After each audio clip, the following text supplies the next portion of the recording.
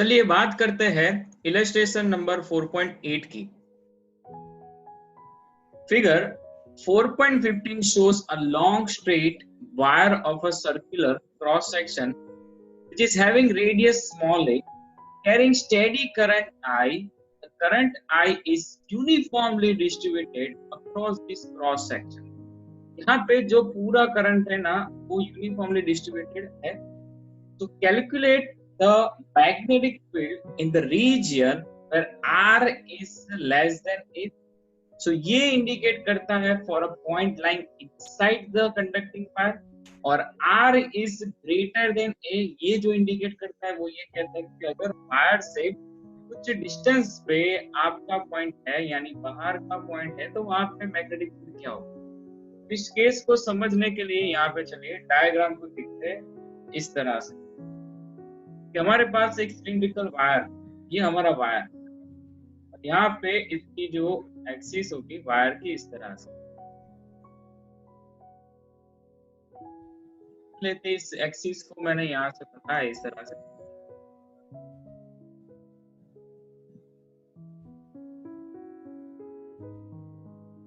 Cylindrical wire की axis है और ये वायर जो है यहाँ पे बोला गया कि भी करंट जो है वो पूरे क्रॉस सेक्शन एरिया में होगा, वो यूनिफॉर्मली डिस्ट्रीब्यूटेड। मान लेते हैं यहाँ पे करंट का जो फ्लो बन रहा है वो जिस तरह से ही होगा। यहाँ पे करंट आई जो है इस डायरेक्शन में, डायग्राम में भी बताया कि करंट जो है वो इस डायरेक्शन में जा रहा है। तो हमें फाइंड करना है एक पॉइंट जो एक बाहर का पॉइंट है। पहले मैं यहाँ पे लिखूंगा और point lying outside the conducting wire, magnetic field क्या होगी। आउटसाइड का मतलब होता है R is greater than A। मान लेते हैं कि एक पॉइंट जो है वो यहाँ पे वायर के जो रेडियस की बात हो रही है ना, वायर की जो रेडियस वो स्मॉल है,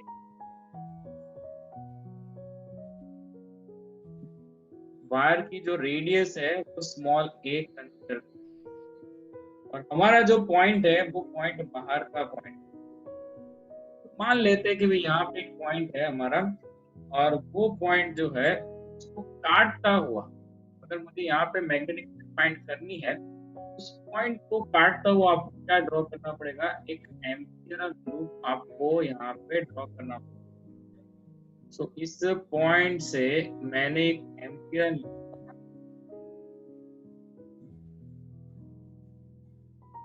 और वो एम्पियर लूप जो है ना उसकी रेडियस, उसकी जो रेडियस होगी वो रेडियस यहाँ पे इस एम्पियर लूप की जो रेडियस होगी ना वो रेडियस ये एक्सिस से डिस्टेंस मेजर होता है। ये जो एम्पियर लूप है उसकी रेडियस हम स्मॉल r कंसीडर करते हैं।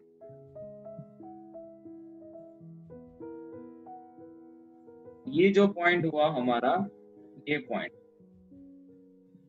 मान लेते हैं कि पॉइंट यहाँ बराबर है।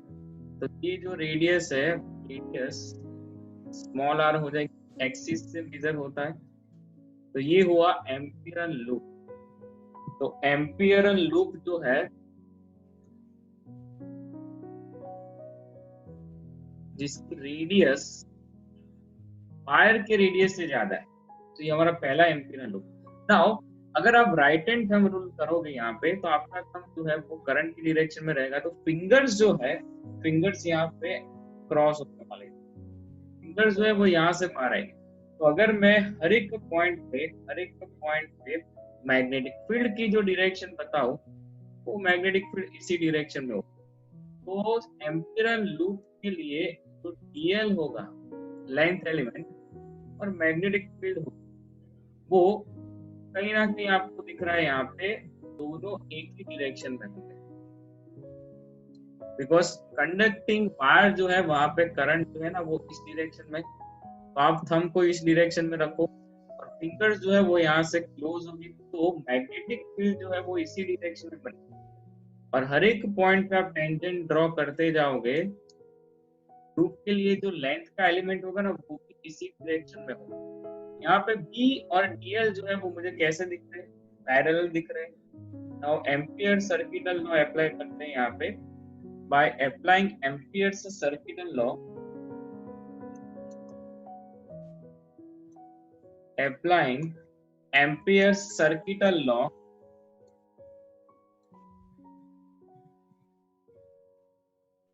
क्लोज पाथ से आप इंटीग्रेशन करते हो मैग्नेटिक फील्ड का लाइन इंटीग्रल, वो किसके बराबर होता है, वो होता है नॉट सिग्मा आई के बराबर। तो ये जो मेरा एम्पियरल लूप है उसके अंदर ये पूरा कंडक्टिंग वायर आ गया, मतलब जो कंडक्टिंग वायर है यहाँ पे करंट जो है ना वो पूरे क्रॉस सेक्शन पे है और वो पूरे क्रॉस सेक्शन पे आई है। मुझे यहाँ पे सिग्मा इज इक्वल टू आई ही मिलेगा। इस चीज को समझो भाई, यहाँ पे इंटीग्रेशन करते तो उस पाथ पर तो ये बी डी एल कॉस 0 और ये म्यू 0 सिग्मा आई की जगह पे आपको आई ही लिखना है, बिकॉज पूरे क्रॉस सेक्शन एरिया पे जो करंट है वो आई लिखना है। नाउ बी है कांस्टेंट यहाँ पे क्लोज पाथ के लेंथ एलिमेंट का, तब ये एम्पियरल लूप के आप सरकमफेरेंस पे जो है वो आप यहाँ पे घूमो DL1 DL2 DL3 सारे एलिमेंट्स को आप ऐड करते ही जाओगे वो 2πr। तो आपको यहाँ पे लाइन इंटीग्रल जो है वो 2πr मिलेगा।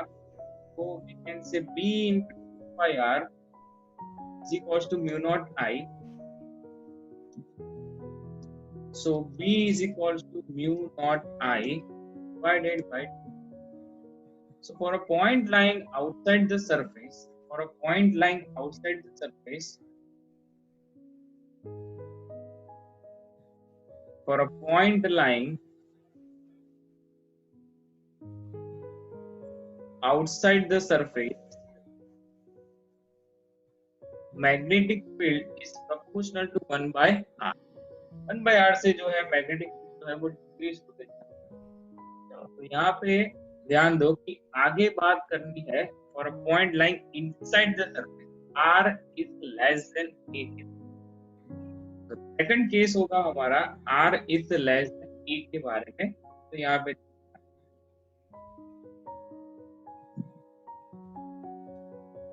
for a point lying inside the conducting wire,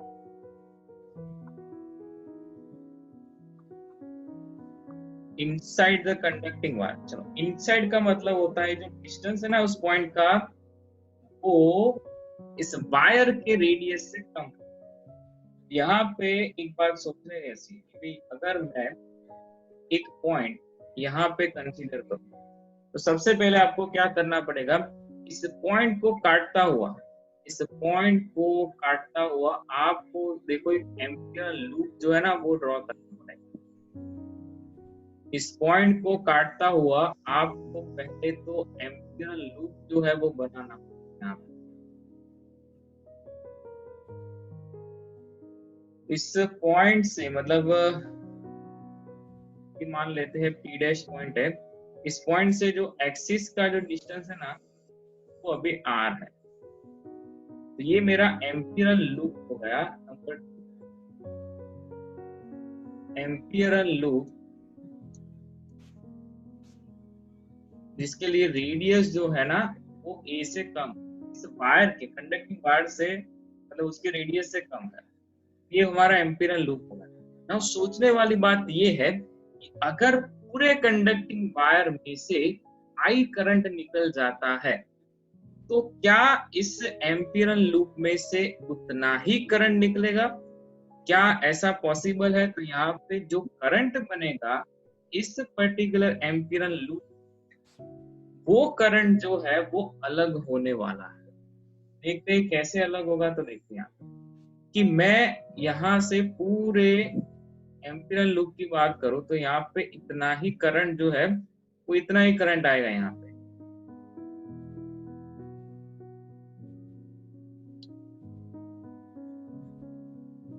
current जो है वो इतना ही आएगा यहाँ पे इतने पोर्शन में से, बट पूरे कंडक्टिंग वायर के क्रॉस सेक्शन में से जो करंट है वो I है। तो तो यहाँ पे जो करंट बनेगा उसे मैं आई डैश से सपोज कर लेता हूँ, बट वो आई डैश होगा कितना, पहली चीज। तो हम जो है एम्पियर सर्किटल लॉ यहाँ पे लगा देंगे by applying ampere circuital law,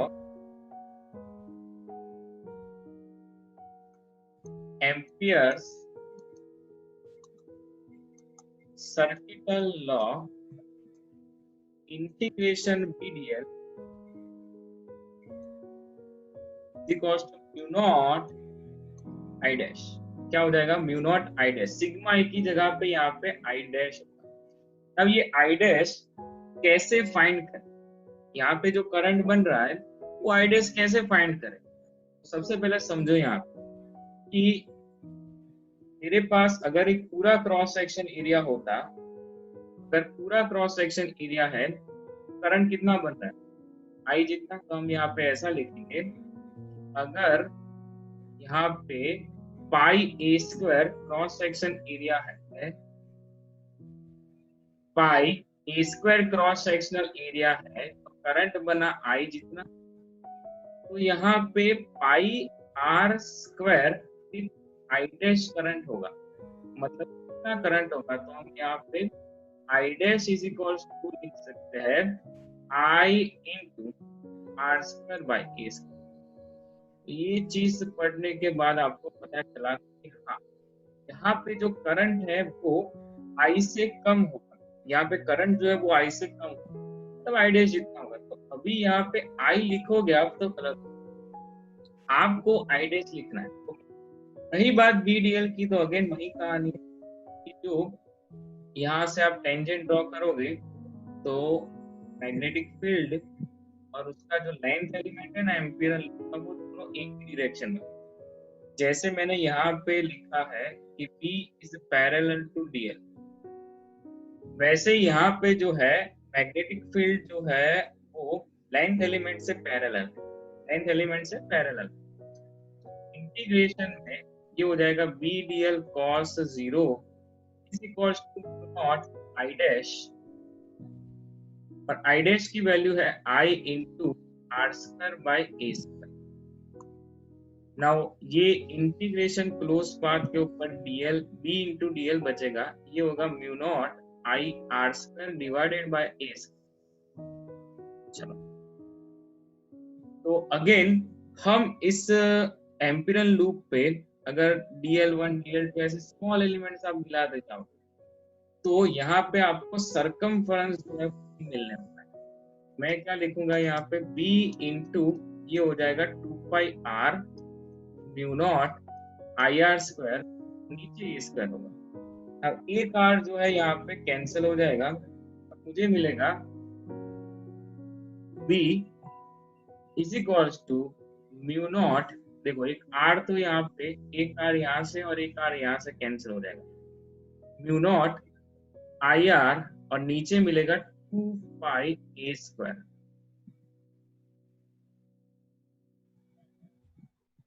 So for a point lying inside the surface,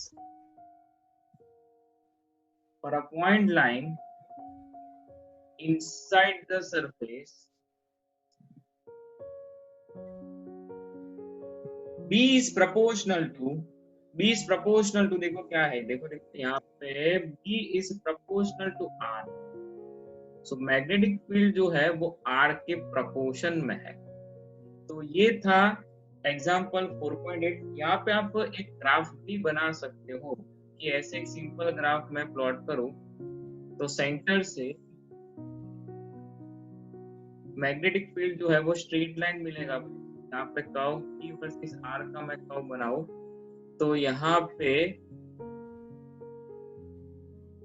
B is proportional to R मिलेगा इस पॉइंट तक, फिर बाहर के पॉइंट के लिए B is proportional to क्या मिलेगा, 1/r। जैसा आप ग्राफ भी बना सकते। तो ये था एग्जाम्पल 4.8। तो अब हम बात करेंगे इलस्ट्रेशन नंबर 4.9 की। A solenoid of length 0.5 metre has a radius of 1 centimeter and is made up of 500 tons. It carries a current of 5 ampere. What is the magnitude of the magnetic field inside the solenoid? So magnetic field inside the solenoid is given by mu naught Ni by L. Actually हम लिखते हैं भाई B equals to mu naught Ni, where small n is equals to number of tons per unit length. So ये हो जाएगा 4 pi into 10 raised to power minus 7, number of tons 500 into current जो है वो 5 एम्पियर, नीचे length जो होगी वो हो जाएगी 0.5 metre. So by calculation we get 6.28 into 10 raised to power minus 3 Tesla.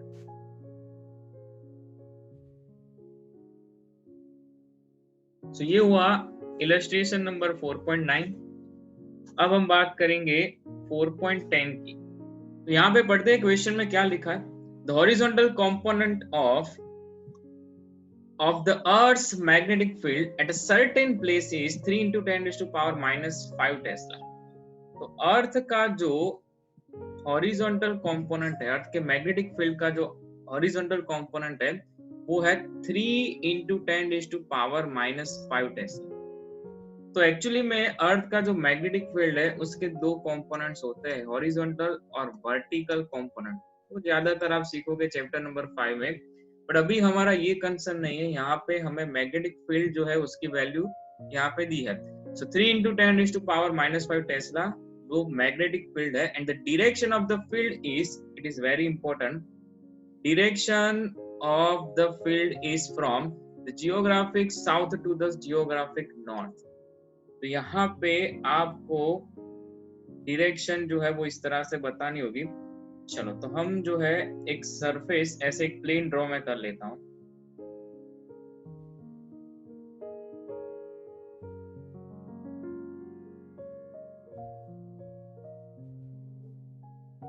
Now ये जो प्लेन है यहाँ पे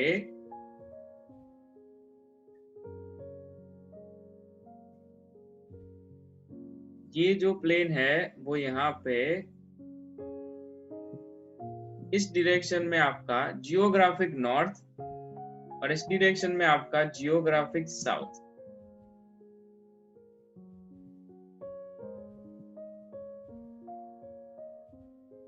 इस डायरेक्शन में geographic south.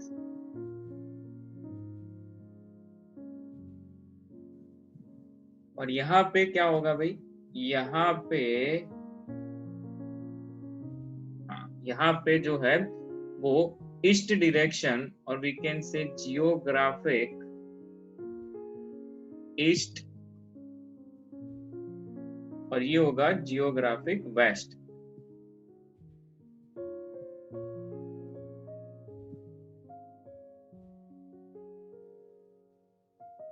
Geographic west, geographic east और जियोग्राफिक वेस्ट. चलो तो आगे बढ़ते हैं. A very long straight conductor is carrying a steady current of 1 ampere. What is the force per unit length on it when it is placed on a horizontal table and the direction of the current is east to west और south to north. चलो तो यहाँ पे condition ऐसी है कि भाई यहाँ पे मेरे पास एक करंट कैरिंग वायर है, करंट कैरिंग कंडक्टर है, इसमें स्टेडी करंट है, करंट चेंज नहीं हो रहा है. तो ऐसा एक कंडक्टर आप एक टेबल पे, यानी हमारा जो हॉरिजॉन्टल प्लेन है उसे कंसीडर करो कि आप ईस्ट से वेस्ट रख रहे हो.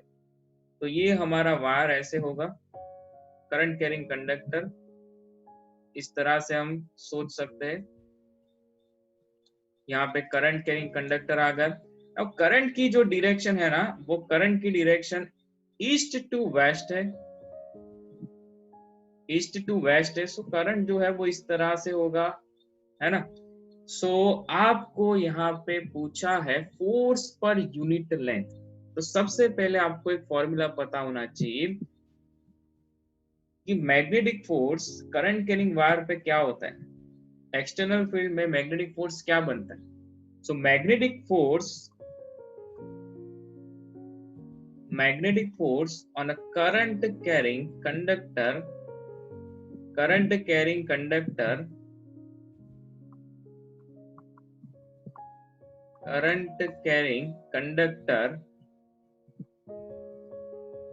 is given by IL cross B.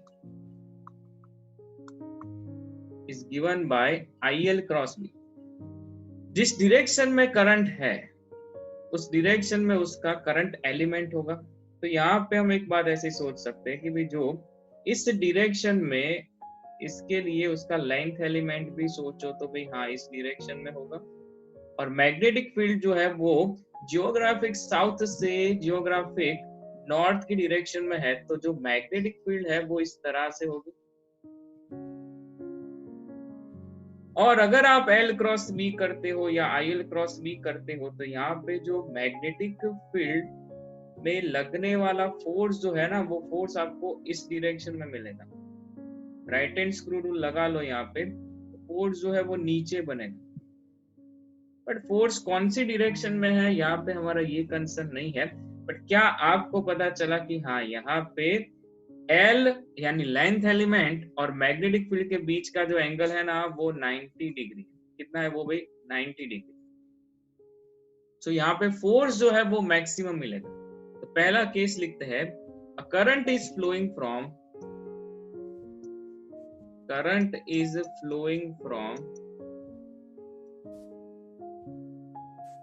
East to west. East से वेस्ट जो है हमारा करंट जा रहा है। सो इस सिचुएशन में आपके लिए मैक्सिमम फोर्स बनेगा जैसे मैंने डायग्राम में समझाया, और वो फोर्स जो है वो फोर्स ILB H sin 90 के चलते ILB मिलेगा। Here B is equals to B of H, जो हमारा हॉरिजॉन्टल कंपोनेंट है अर्थ के मैग्नेटिक फील्ड का।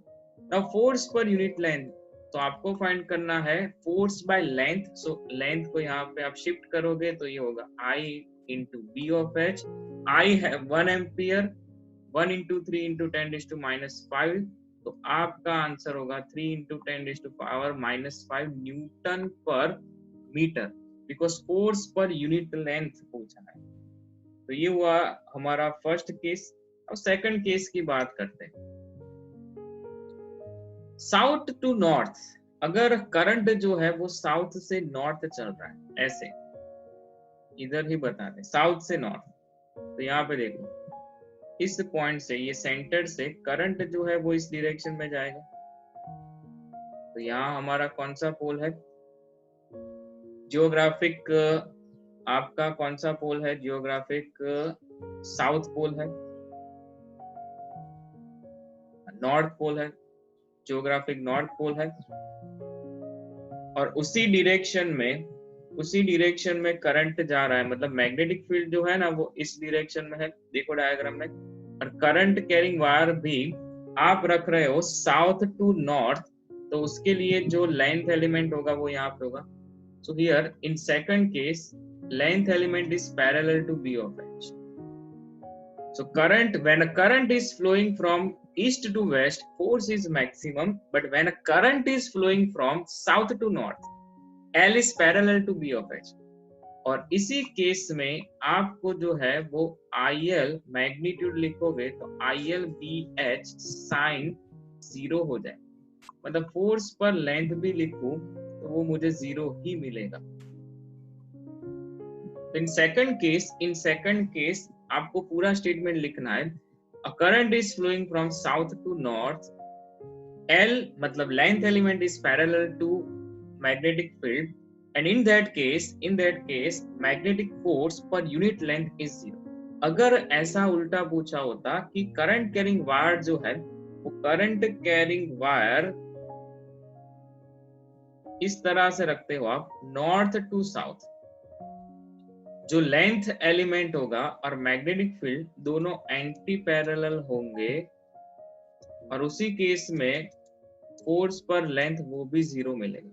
अगर नॉर्थ टू साउथ है, उल्टा भी रखते हो वायर को, या साउथ टू नॉर्थ रखते हो, पैरेलल है एंटी पैरेलल है, वहां पे फोर्स पर यूनिट लेंथ है वो 0 मिलेगा। तो ये था example 4.10। 100-ton closely wound circular coil, मतलब number of tons से 100 circular coil of radius 10 centimeter, which is 0.1 meter, carries a current of 3.2 ampere. What is the field at the center of the coil? Centre पे magnetic field क्या है? तो centre पे magnetic field mu naught Ni/2 R हो जाता है. ये हो जाएगा 4.10⁻⁻⁷ number of turns 100 into I 3.2 और नीचे 2 into 0.1. So by calculation we get approximate 2 into 10⁻⁻³ test और 2.01 के अराउंड आपका आंसर. Now B में देखो क्या पूछा है. What is the magnetic moment of this coil? Magnetic moment का फॉर्मूला क्या है? Magnetic moment M is equals to NIA. अगर मैं वेक्टर फॉर्म में लिखूं तो मैग्नेटिक मोमेंट का फॉर्मूला है M is equals to NIA और मैग्नीट्यूड में लिखोगे तो NIA. सिंपल ऐसा हो जाएगा. Now Ni into ये होगा pi square, because circular loop है तो नंबर ऑफ टर्न से 100 इंटू करंट 3.2 इंटू 3.14 इंटू ये हो जाएगा 0.1 का square. So by calculation we get 10.048 ampere metre square.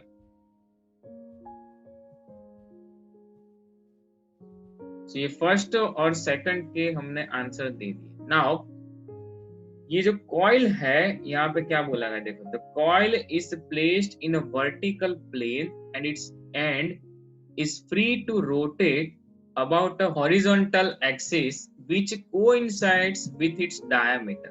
चलो तो इसको समझते हैं कि हमारे पास जो सर्कुलर कॉइल है वो सर्कुलर कॉइल इस तरह से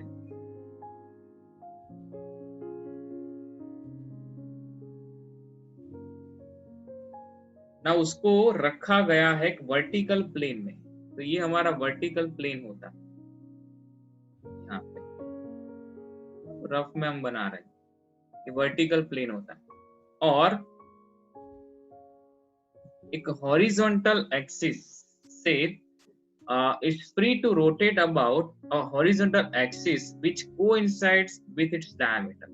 मतलब ये जो कॉइल है ऐसे क्लॉकवाइज एंटी क्लॉकवाइज किसी भी तरह से रोटेट हो सकती है एक हॉरिजॉन्टल एक्सिस से. मान लेते भी ये एक्स एक्सिस है तो ये वर्टिकल प्लेन में रखी गई हमारी सर्कुलर कॉइल जो एक हॉरिजॉन्टल एक्सिस के अकॉर्डिंग उसको अपनी एक रोटेशनल एक्सिस बना के ये जो है वो एंटी क्लॉकवाइज या क्लॉकवाइज ऐसे घूम सकते. बराबर है. चलो तो इनिशियल पोजीशन ये है कि भाई हाँ ये वर्टिकल प्लेन अभी नहीं बताओ तो चलेगा. इनिशियल पोजीशन ये है हमारी और इस पोजीशन में मैं ऐसा बोल सकता हूं कि हाँ कि ये जो लूप है ना उसका area vector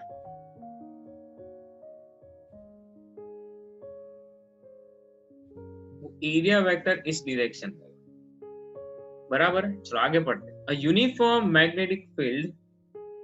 uniform magnetic field of 2 Tesla in the horizontal direction exists such that initially the axis of the coil is in the direction of the field. आपके पास जो मैग्नेटिक फील्ड अवेलेबल है वो magnetic field इस direction में है. Magnetic field जो है वो इनिशियली एक्सिस जो है कॉइल की जो एक्सिस है जहां से वो रोटेशनल मोशन कर रही है ऐसे कि मान लो कि एक्स एक्सिस पे ऐसे रोटेशनल मोशन करे ऐसे एंटी क्लॉकवाइज या क्लॉकवाइज कोई भी डायरेक्शन. बट वो जो एक्स एक्सिस है ना ये एक्सिस ऑफ रोटेशन है इस पर्टिकुलर सर्कुलर कॉइल के लिए. तो उस एक्सिस से आपको ऐसा बोला है कि मैग्नेटिक फील्ड जो है यहाँ पे पढ़ो. Uniform magnetic field of 2 Tesla in the direction exist such that initially the axis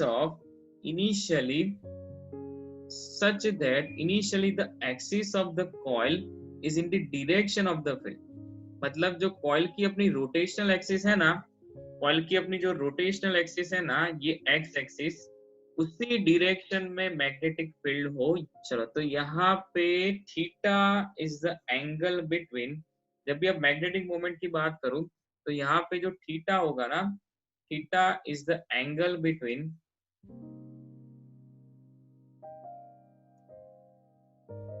area vector and magnetic field.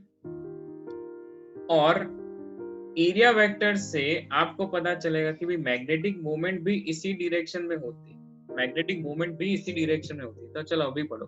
The coil rotates through an angle of 90 degree under the influence of the magnetic field. इस magnetic field की वजह से the coil rotates through an angle of 90 degree under the influence of the magnetic field. इस magnetic field की help से coil जो है वो रोटेट हो रही है। तो कॉइल जो है वो 90 डिग्री रोटेट होगी इस तरह से, बिकॉज मैग्नेटिक फील्ड है वो एक्स एक्सिस पे। तो जो फाइनल पोजीशन है, अगर इस कॉइल को आप रोटेट कर लोगे तो वो कॉइल ऐसे हो जाएगी।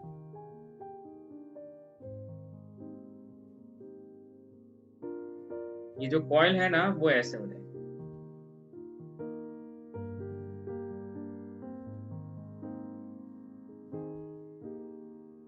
मतलब अभी इसका एरिया वेक्टर ऐसे, और जिस डायरेक्शन में उसका एरिया वेक्टर होता है उसी डायरेक्शन में मैग्नेटिक मोमेंट का वेक्टर। यहाँ पे मैग्नेटिक फील्ड तो ऐसी है एक्स एक्सिस पे, है ना, ये एक्स एक्सिस है ना के क्रॉस। ये मैग्नेटिक फील्ड है एक्स एक्सिस पे, और यहाँ पे परपेंडिकुलर जो है वो 90 डिग्री का एंगल होगा। तो आपको पूछा गया है what are the magnitudes of the torques on the coil in the initial and final position। तो initial position यहाँ पे है,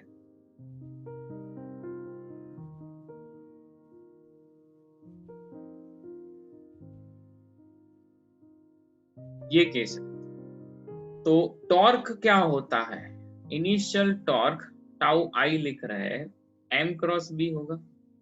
यहाँ पे होगा m B sine 0 which is 0, क्योंकि यहाँ पे ऐसा कंडीशन बताई गई है, यहाँ पे ऐसा बोला गया है कि शुरुआत में जो मैग्नेटिक फील्ड है उसको ऐसे सेट करो कि जो such that initially the axis of the coil is in the direction of the field।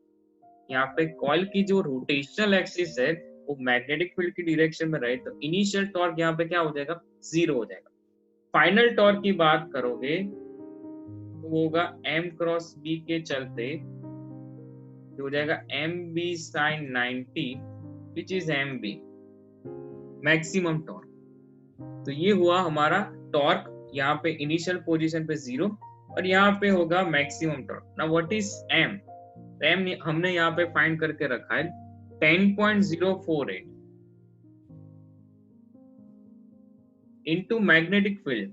Magnetic field is around 2 Tesla और ये हो जाएगा 20.19 न्यूटन मीटर। ये फाइनल टॉर्क का जो है वो आंसर है।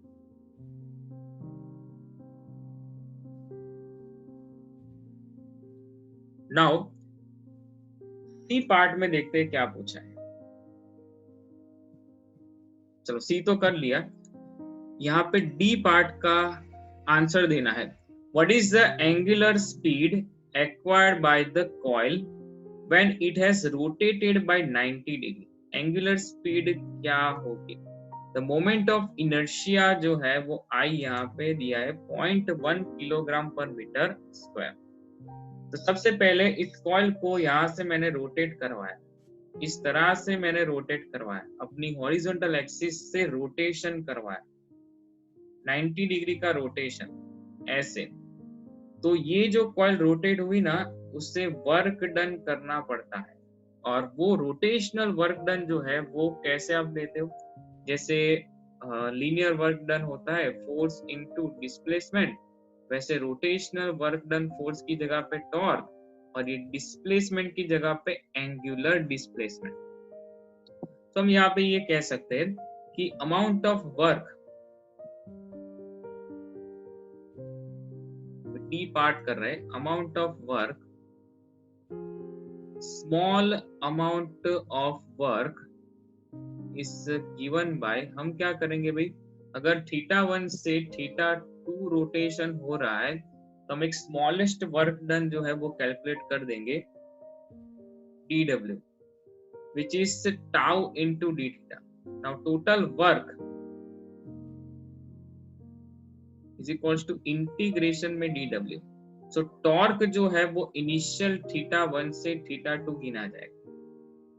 So torque θ1 से θ2 गिनने के लिए dw की जो वैल्यू है वो dw की वैल्यू यहाँ पे देखो क्या है, इस डिब्बे में देखो, टाउ इज इक्वल टू क्या रखोगे, mb sin theta D theta. अब इंटीग्रेशन करते ही ये हो जाएगा mb कांस्टेंट, ये होगा माइनस कॉस थीटा, θ1 से θ2. सो mb ये कहीं ना कहीं हम सेकंड चैप्टर में डिराइव कर चुके हैं. तो ये हो जाएगा mb cos θ1 माइनस cos θ2. तो ये हो गया work done. Now according to हमें यहाँ पे रोटेशनल स्पीड फाइंड करनी, work energy theorem. Work energy theorem क्या कहता है भाई, W is equal to delta K है.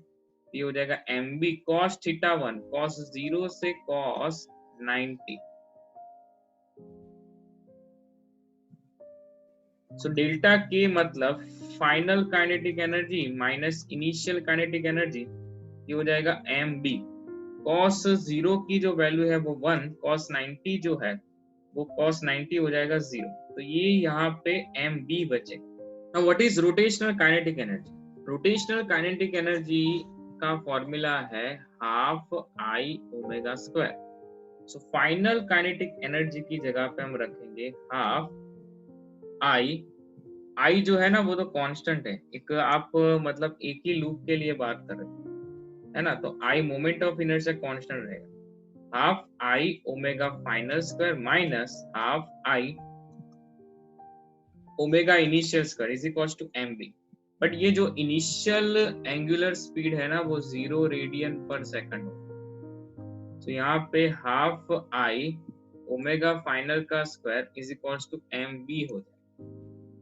सो omega final is equal to क्या होगा, अंडर रूट में mb बाय ये हो जाएगा अंडर रूट में mb, ये 2 पर जाएगा 2mb by I. So under root में 2 into magnetic moment which is 10.048 into 2 divided by moment of inertia. Magnetic moment हम ऑलरेडी फाइंड कर चुके हैं यहाँ पे, divided by moment of inertia 0.1. सो ये जो आंसर मिलेगा आपको वो फाइनल एंगुलर स्पीड 20.048 रेडियन पर सेकंड. तो ये हुआ इलस्ट्रेशन नंबर 4.11. तो अब हम बात करेंगे एग्जांपल 4.13 की. In the circuit as shown in figure 4.27 the current is to be measured. Current का मेजरमेंट किया गया है. What is the value of the current if the ammeter shown in figure is a galvanometer with a resistance of 60 ohm. मतलब यहाँ पे ए metre जो है वो ए मीटर बनाया है, बट ए मीटर कैसे बनाते आपको पता है, आप एक गैल्वेनोमीटर के साथ पैरेलल में शंट कनेक्ट कर दोगे तो यहाँ पे ए मीटर बन जाता है. बट इस डायग्राम को जो है ना थोड़ा ओपन कर देते हैं. यहाँ से ए मीटर को मैं ओपन करूँ तो यहाँ पे आपको देखो एक गैल्वेनोमीटर मिलेगा और उस गैल्वेनोमीटर के साथ यहाँ पे एक रेजिस्टेंस को कनेक्ट किया गया.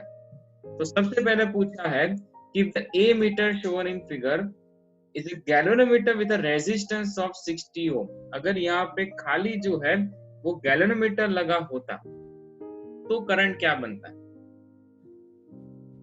तो यहाँ पे देखते हैं कि अगर यहाँ पे सर्किट में ए मीटर जो बनाया है बट उससे पहले अगर गैल्वेनोमीटर ही होता तो करंट क्या होता. तो ए पार्ट में हम लिखेंगे कि इलेक्ट्रिक करंट जो है वो electric current I is equals to, according to Ohm's law, V equals to IR, तो I is equals to होगा E EMF divided by G plus that external resistance। तो E की वैल्यू है 3, G की value है 60 और ये हो जाएगा 3, मतलब 3/63 जो आपको मिलेगा 0.0476 एम्पियर, 0.0476 एम्पियर। तो ये आपका इलेक्ट्रिक करंट होगा। नाउ सेकंड पार्ट में देखते हैं क्या पूछा कि is a galvanometer described in a but converted to an ammeter by shunt of resistance 0.02 ओम।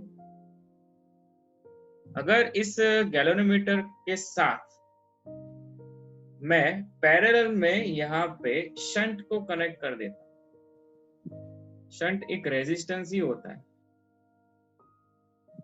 पर उसकी जो वैल्यू है वो वैल्यू बहुत ही कम होती है। तो ये जो गैल्वेनोमीटर है, उस गैल्वेनोमीटर का अपना खुद का रेजिस्टेंस है 60 ओम, बट यहाँ पे जो शंट हम लगा रहे हैं, यहाँ पे जो मैं शंट लगा रहा हूं वो है 0.02 ओम का।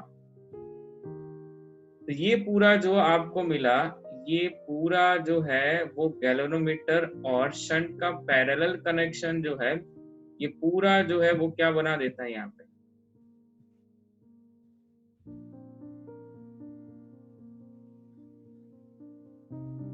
ये जो है वो ए मीटर बना देता है। ये जो है क्या बना देता है, ए मीटर। नाउ हमें पूछा है कि इस केस में अगर मैं यहाँ पे शंट को कनेक्ट करता हूं, यानी ए मीटर बना देता हूं, तो वहां पे करंट क्या होगा। चलो, तो मैं यहाँ पे लिख रहा हूं electric current when a shunt of 0.02 ohm is connected with a galvanometer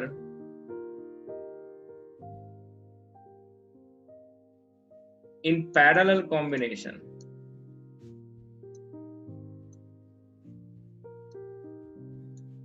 तो I इज इक्वल्स टू यहाँ पे होगा EMF, तो जो है वो वही रहेगा E डिवाइडेड बाय यहाँ पे external resistance as it is, but shunt जो है वो पैरेलल में लगा है। तो यहाँ पे समझो इस चीज को, ये G इंटू एस होगा और नीचे G प्लस एस होगा। शंट जो है वो गैल्वेनोमीटर के साथ पैरेलल में लगा है। तो यहाँ पे एक चीज समझ लो कि G इंटू एस, यहाँ पे G की जो वैल्यू है वो S से ज्यादा है। ये 60 है और ये 0.02 ओम ही है। तो G into S divided by G plus S को हम क्या लिख सकते हैं, यहाँ पे ध्यान देना, G plus S is equivalent to G हो जाएगा इसके चलते। तो यहाँ पे आपको क्या मिलेगा देखना भाई, E और नीचे R plus G plus S को मैं G बोल दूं तो G into S divided by G हो जाएगा। तो ये खाली बचेगा S ही बचेगा। क्या बचेगा, खाली S ही बचेगा।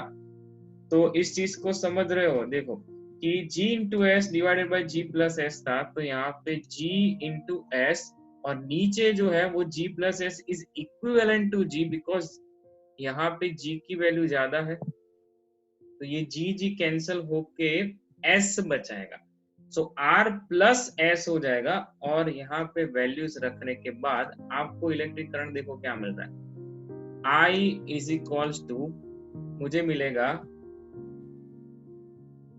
EMF जो है ना वो 3 वोल्ट है और नीचे R प्लस एस 3 प्लस 0.02 ओम। तो इलेक्ट्रिक करंट की जो वैल्यू है वो यहाँ पे 0.99 के आसपास मिलेगी आपको, इस तरह से 0.9934 एम्पियर। ये जो है आपका इलेक्ट्रिक करंट होगा जब आप ए मीटर में कन्वर्ट कर लेते हो। तो ये दोनों चीजें जो है वो आपको बतानी है और यहाँ पे लिखनी है। ओके, चलो तो इसके बाद यहाँ पे समझते हैं सी पार्ट में क्या पूछा। Is an ideal ammeter with zero resistance. अगर इस ए मीटर का रेजिस्टेंस है ही नहीं, मतलब एक आइडियल ए मीटर हमने चूज किया, तो हमें क्या मिलेगा। और एन आइडियल ए मीटर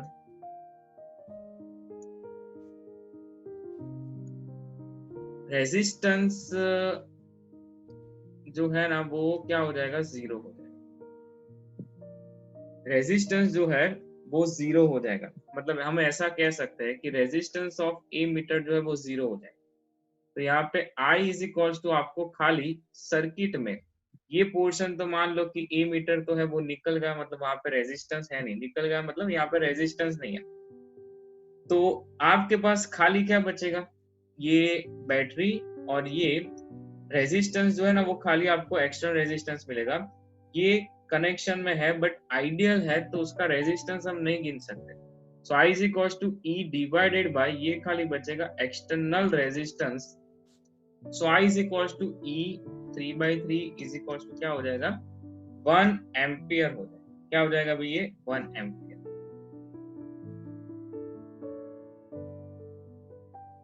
तो ये था पार्ट सी कि आइडियल ए मीटर जो है with zero resistance, ideal ammeter with zero resistance को कनेक्ट करने के बाद हमें करंट क्या मिलेगा।